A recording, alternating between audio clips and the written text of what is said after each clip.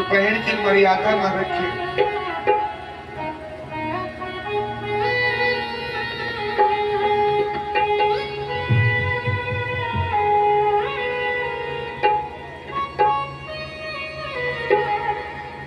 ऐसे भाई ना रहे तो ही अच्छा है।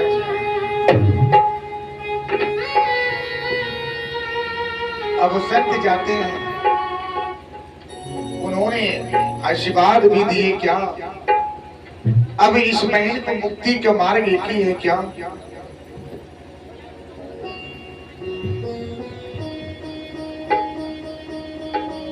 कि आंगन में अगर तुलसी जी रखा जाए ना, तुलसी जी में प्रतिरोज अगर जल देवे, जिनकी आंगन में अगर तुलसी जी है, उस आंगन में अगर जल देते हैं, उस घर में सुख शांति मिलता है।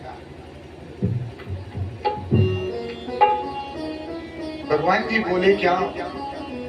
अगर मरे हुए व्यक्ति जो होते हैं ना, जीवन के अंत गति में जा रहे हैं, तो उनके मुख में वही तुलसी जी का पत्र अगर डाला जाता है, तो उनकी जो प्राण है ना, वो आसान से निकल जाता है, कष्टों का सामना नहीं करना पड़ता है। गंगा जल का इस्तेमाल इसलिए किया जाता है क्या? गंगा क्या है? पवित्र है।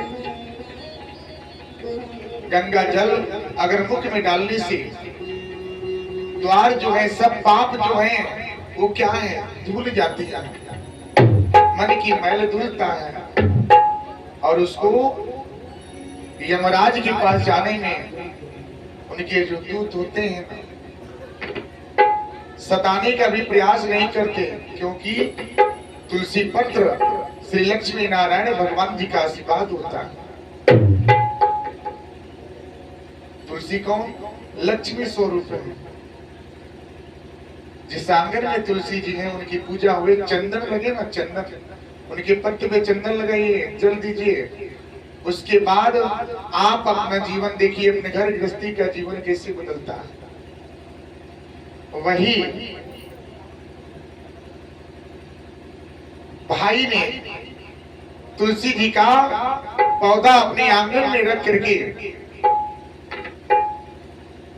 पूजन करना प्रारंभ कर दिए, जल दे दिए और अपने बहन के नाम से शरणागति का मार्ग बना लिया।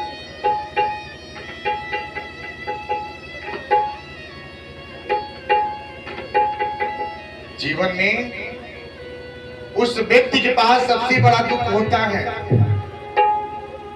जो व्यक्ति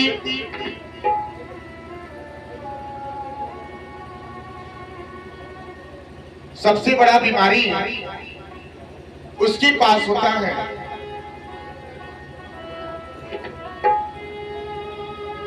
जो अपने नियम पे नहीं रखता है, अपने विचारों पे नहीं रखता है,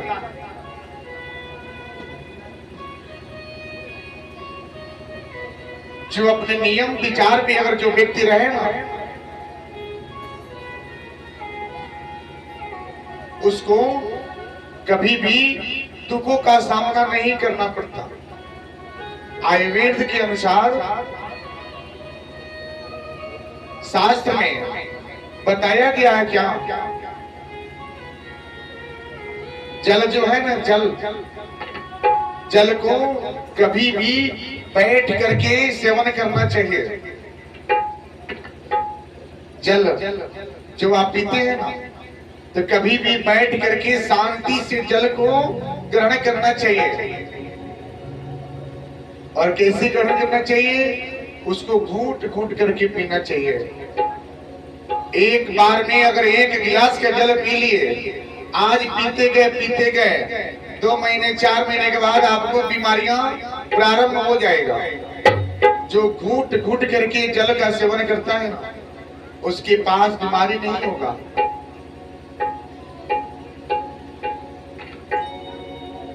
खड़े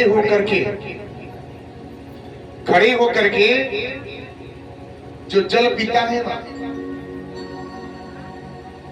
वो बुढ़ापे अवस्था में उसका घुटना खराब हो जाता है। ध्यान से सुनिएगा। आजकल बीमारियां क्यों लग जाती हैं? क्योंकि आपने खड़े होकर के जल का सेवन किया है और एक बार में आपने एक गिलास के बजाय आपने 4 गिलास के जल का सेवन किया। तो कभी भी जल को बैठ करके लेना चाहिए। जब तक आपका उम्र है, ताकत है, तब तक तो आपने ग्रहण कर लिया।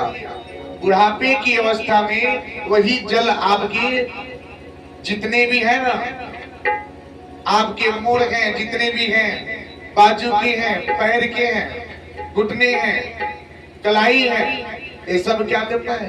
दर्द होना शुरू हो जाता है, तकलीफ देना शुरू कर देता है, बीमारियां पैदा हो जाता है। एक बार में व्यक्ति को 1.5 गिलास ही जल लेना चाहिए।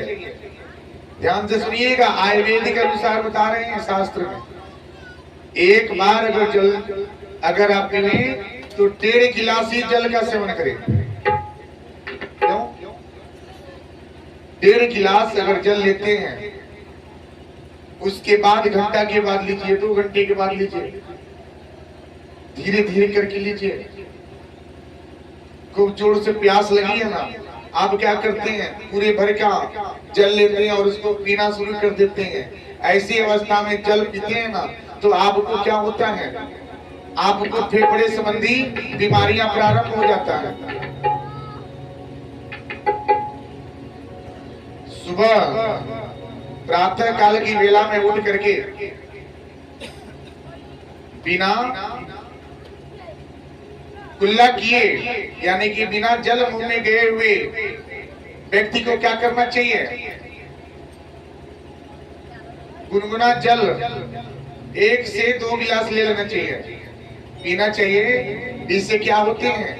गुनगुना जल अगर पीते हैं, इसमें आपको स्किन, लीवर, किडनी, गुनगुना जल लेंगे तो आपको लीवर संबंधी बीमारियां नहीं होंगी। अब एक चले जाते हैं, जाने के बाद अब आत्मदेव ने विनती की, उसके बाद इन्होंने फल दिए, बोले कि एक लेके जाओ, ये क्या? अपने पत्नी को खिलाना, जिससे उनको पुत्र की प्राप्ति होगा।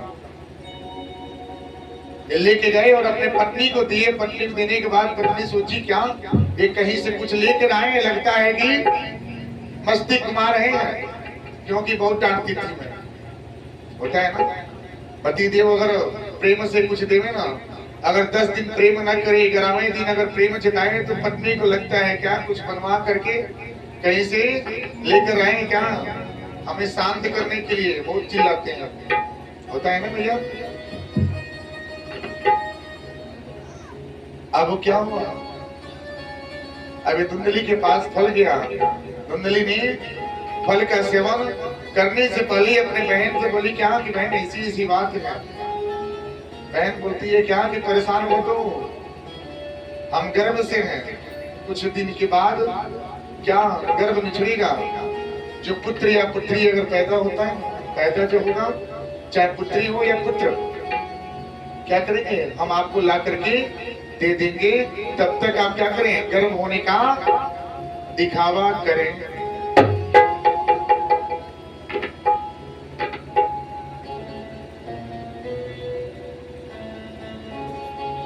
दिखावा करें।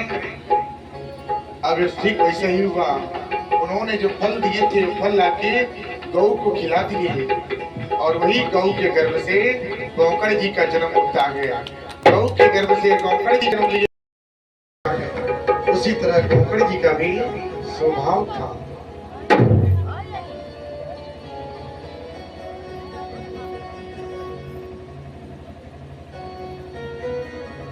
अब धुंधकारी एक राय दरबार में दरबारी के कार्य करता है और जितना धन कमाता है ना, वहां के नर्तकी के ऊपर नौछावर करता है। एक दिन नर्तकियों ने सोचा क्या कि अगर सारा धन हम पे नौछावर करें तो राजा को जब पता चले तो हमें राज दरबार से निकाल देंगे और हम भूखे रह जाएंगे। इन लोगों ने विचार किया क्या कि आज मदिरा का सेवन करके धुंधकारी को क्या करें, अंत कर दें। अगले दिन धुंधकारी को मदिरा का सेवन कराया जाता है।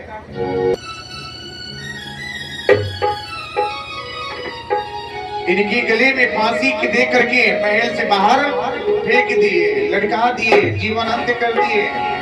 फिर भी धुंधकारी की मृत्यु नहीं होती। जो बुरे कर्म करते हैं ना, उनकी मृत्यु नहीं होता, जल्दी मृत्यु नहीं होता। बहुत कठिन से मृत्यु होती है, क्योंकि कभी भगवान जी का नाम लिया ही नहीं है। जन्म जन्म मुनि जतन कराई, अंत समय रम आवत नाही। पूरे जीवन तो धन कमाने में अपने गंवा दिया, मकान बनाने में गंवा दिए, जमा पूंजी करने में गंवा दिए, बैंक बैलेंस करने में गंवा दिए। जब ये शरीर जब अंत में जाएगा ना, तो आंखों से आंसू छूटता है और आप बिलखते हैं। जिस तरह से एक मध होती है ना, मध कहां कहां से रस ला करके अपने घर में रखती है, समय होता है उसका सेवन दूसरा कोई करता है। ठीक उसी तरह आप भी अपना जीवन, पूरे जीवन भर धन कमाते हैं, पूरे जीवन घर गृहस्थी बनवाने में, मकान बनवाने में, ऐशो आराम की जीवन जीने में व्यवस्था करते हैं। जब शरीर अंत गति में जाता है, उसका भोग दूसरा कोई करता है, आप नहीं करते। आपने कमाया, सब कुछ किया, लेकिन उसका भोग आपको नहीं मिला, क्योंकि जो कमाता है वो खाता नहीं है। अरे कुछ ऐसा कीजिए जैसे कि आपके जीवन कृत हो। मन से जप करे जो सब, जीवन कृत हो जाए। मन से जप कर लो सब, जीवन कृत हो जाए। राधे श्याम का नाम ले लो, जीवन कृत हो जाए। राधे श्याम का नाम ले लो, जीवन कृत हो जाए। राधे श्याम, राधे श्याम, राधे श्याम, राधे श्याम, राधे श्याम, राधे श्याम, राधे श्याम, राधे श्याम, राधे श्याम हरि राधे श्याम हरे, राधे श्याम हरे, राधे श्याम बोलो, राधे श्याम बोलो, राधे श्याम बोलो, राधे श्याम बोलो। नाम है कृष्ण की, नाम जप कर लो। इतना प्यारा नाम है कृष्ण प्यारे का, जप कर लो।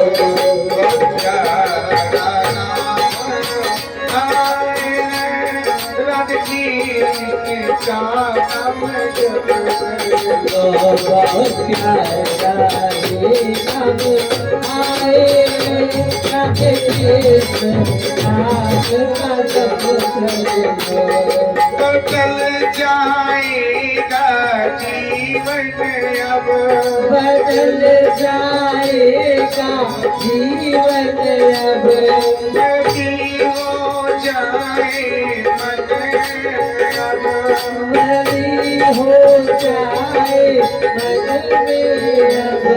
दीप अब मन में जला लो, राधे कृष्ण का नाम जप कर लो। मोती भय मन में जला लो, राधे शेष नाम जप करो। श्याम राधे श्याम राधे श्याम राधे श्याम राधे श्याम राधे श्याम श्याम राधे श्याम बोलो राधे श्याम राधे श्याम राधे श्याम। अब अंत समय में सब कुछ हो जाता है लेकिन निकलता नहीं है, राम नाम निकलता है, क्योंकि आपने जीवन भर पाप की, पुण्य तो किए नहीं, पुण्य के भागी बने। राम नाम हरे कृष्ण कहिए, जीवन तृप्त हो जाए। अब फांसी देने के बाद, फसरी देने के बाद भी अंधकारी की मृत्यु नहीं, उनके मुंह में जलता हुआ कोयला डाला गया। डालने के बाद कैसे दर्दनाक मृत्यु हुई। खबर राजा के पास जाता है। राजा पूछते हैं कौन है। किसी ने बोला क्या, ये गौकड़ जी के भाई हैं। गौकड़ जी को बुलाया जाता है। गौकड़ जी आते हैं, ले जाकर के इनकी दाह संस्कार हो जाता है। गौकड़ जी सदकर्म के मार्ग में जाते हैं। देर रात हो जाता है, रास्ते में लौटते हैं। उनकी आत्मा जो होती है ना, बिलखती है। एक आत्मा, एक शरीर की आत्मा अगर परिजन अगर गुजर जावे ना, तो 24 घंटे के लिए यमदूत उस आत्मा को लेकर के जाते हैं। 24 घंटे के लिए गुजर जाए शरीर, 24 घंटे के लिए जाता है। उसके जीवन के वृतांत दिखाई जाती है कि देख तूने अपने जीवन में कितना पुण्य किया है, कितना पाप किया है। जब उसे दिखाया जाता है, एक टीवी की बात दिखाई जाती है, देखता है, देखने के बाद रुकता है। फिर से उसको 24 घंटे के बाद यमदूत के ले जाकर के परिजन के पास छोड़ देते हैं। परिजन के पास जाने के बाद वो अपना शरीर दिखता है, चिल्लाता है, रोता है, बिलखता है। क्यों? क्योंकि मैं हूं। इस तरह से आत्मा कुछ दिन तक उस घर में राज करता है।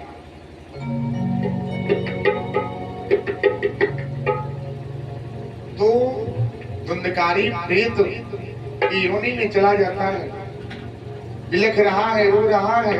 गौकड़ जी की आवाज आई, कौन रो रहा है? उन्होंने बोला कि मैं आपका भाई धुंधकारी।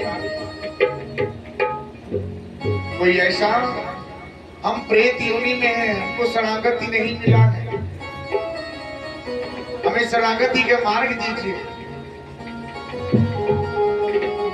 उन्होंने बोला मैंने तो अपने भाई का कर्मकांड कर दीजिए। कर्मकांड कर दिए। कर्मकांड करने से क्या होता है? शरणागति नहीं होता। शरणागति होता है परिजनों का पिंडदान देने से। जो व्यक्ति अपने परिवार में परिजन के नाम से अगर पिंडदान देता है ना, परिजन उसे बहुत खुश होते हैं और उनकी जो आत्मा होती है ना, तृप्त हो जाती है। जो रास्ते में भटके हैं, जो स्वर्ग धाम में जाने में उनको कठिनाइयों का सामना करना पड़ता है, पिंडदान कर देने से उनकी मार्ग बन जाता है और रास्ते चलते जाते हैं। वो पिंडदान करने के लिए लोग कहां कहां जाते हैं। अगर सच्चे मन से पिंडदान करते हैं तो पितृ देवता आपके प्रसन्न होकर के पूरे परिवार को आशीर्वाद प्रदान करते हैं। अब गौकड़ जी आते हैं, बोले मैंने तो कर्मकांड कर दिए। कर्मकांड क्या है? कर्मकांड एक पूजा होता है जिसे पितृ लोग खुश होते हैं, प्रसन्न होते हैं। उसे शरणागति नहीं होता। शरणागति होता है पिंडदान देने से। गौकड़ जी ने सारे व्याख्यान सुने। वो आए और आकर के बोले क्या कि कौन ऐसा व्यक्ति, किसको ढूंढे?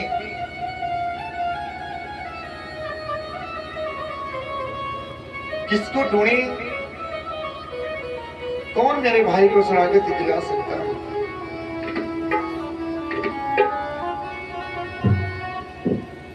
अभी सोच में पड़े गए।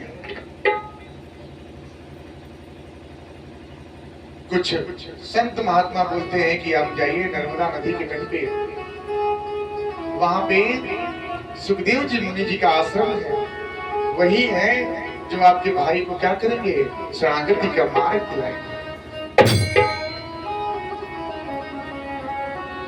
सुखदेव जी मुनि महाराज का आश्रम कहाँ है, नर्मदा नदी के तट पे उत्तर की दिशा में उनका आश्रम है।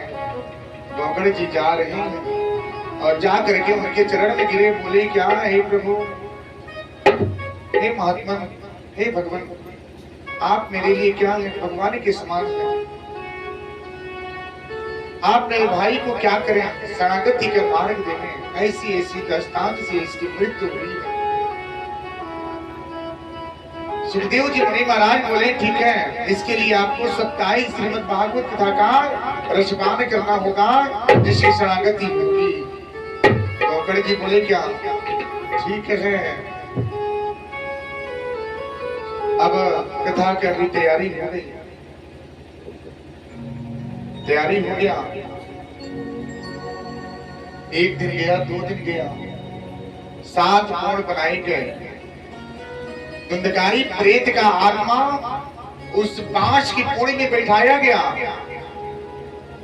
लेकिन शरणागति कब होगा, जब भगवान जी का दिव्य दर्शन देने के बाद, ठाकुर जी का दर्शन करने के बाद, लक्ष्मी नारायण भगवान जी का दर्शन करने के बाद प्रेत की क्या होती है, शरणागति होता है। तो भगवान जी का दर्शन, अब प्रथम दिवस की कथा हुई, द्वितीय दिवस की कथा हुई, उसके बाद कथा चलता गया।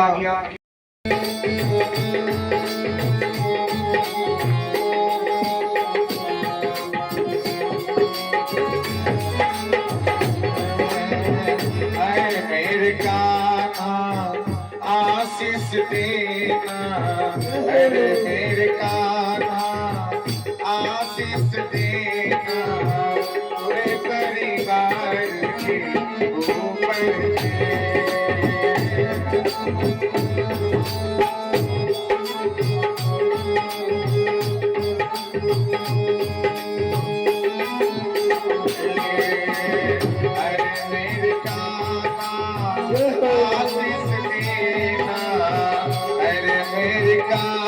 आशीष देना, नगर कल्याण होए जी।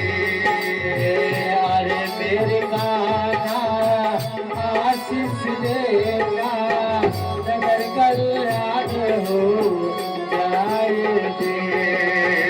पूरा परिवार को सुख शांति मिले, पूरे परिवार को सुख शांति होए, दुख दूर अब हो जाए। पूरे परिवार को सुख शांति मिले, दुख दूर हो जाए। अरे मेरे कान्हा आशीष देना, अरे मेरे कान्हा आशीष देना, नगर कल्याण होए जी। अरे मेरे कान्हा आशीष देना, नगर कल्याण हो जाए। आए भक्तों की कामना होवे, आए भक्तों की कामना होवे, तो पूर्ण हो जाएगी। आए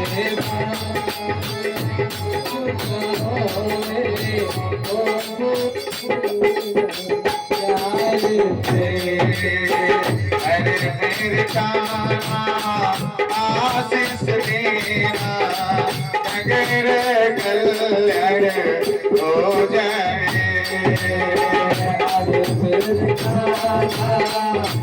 आशीष देना कल्याण हो जाएंगे। अब धुंधकारी प्रेत को पास कराया गया बांस की फोड़ में, उसकी बास कराया जाता है। सुखदेव जी मुनि महाराज कथा प्रसंग करते हैं। प्रथम दिवस, द्वितीय दिवस, तृतीय दिवस की कथा हुई। करते करते जब अंतिम दिवस की कथा होता है तो बांस की जो कोण है ना वो फट जाते हैं।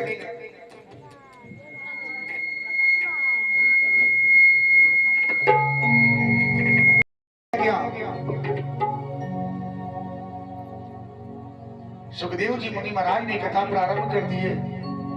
जब अंतिम दिवस की कथा हुई जो बांस का पूर्ण फट गया और धुंधकारी प्रेत को स्वर्ग लोक से विमान आता है और विमान पे बैठ करके धुंधकारी प्रेत की जो आत्मा है बैठ करके स्वर्ग धाम की यात्रा की जाता है, क्योंकि उसने श्रीमद् भागवत कथा का रसपान किया था, श्रवण किया था। सुनना और श्रवण करना में बहुत अंतर होता है। श्रवण करने का अर्थ होता है क्या? चिंतन मनन करना। जो हम कथा सुनेंगे अपने मन में बसाना, अपने मन में बसाना, उसके बारे में सोचिए, चिंतन कीजिए। धुंधकारी प्रेत ने मन से कथा को श्रवण किया था और उसके लिए स्वर्ग लोक से विमान आया और विमान पे बैठ करके प्रेत की आत्मा धाम की गति की प्राप्त हुई। इस तरह से सुखदेव जी मुनि महाराज ने प्रेत की मुक्ति करा करके उसके जीवन के कृत्य कर दिए। लक्ष्मी नारायण भगवान की जय, कृष्ण कन्हैया लाल की जय। लेके जाना रे, लेके जाना रे हरि का नाम थोड़ा थोड़ा, लेके जाना रे हरि का नाम थोड़ा थोड़ा, लेके हरि का नाम थोड़ा थोड़ा, लेके जाना रे हरि का नाम थोड़ा थोड़ा।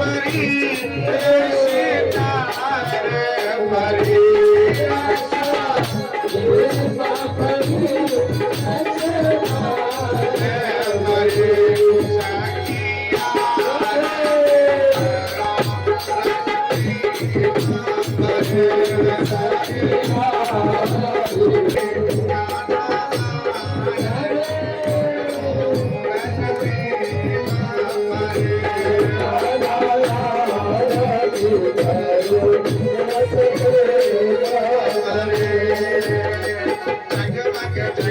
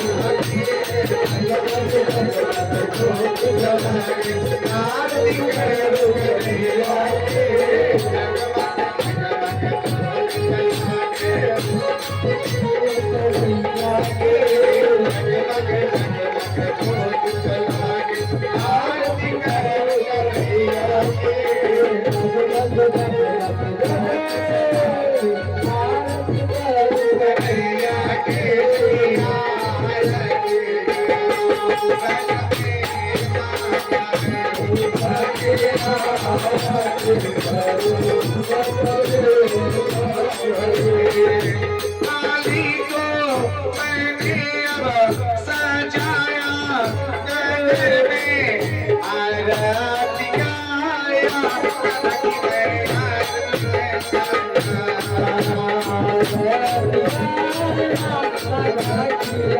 कनकी माली सजाया कनकी में आरती गाया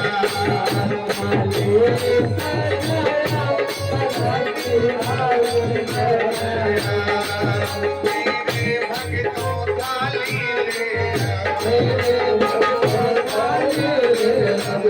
पूरे और बाती जला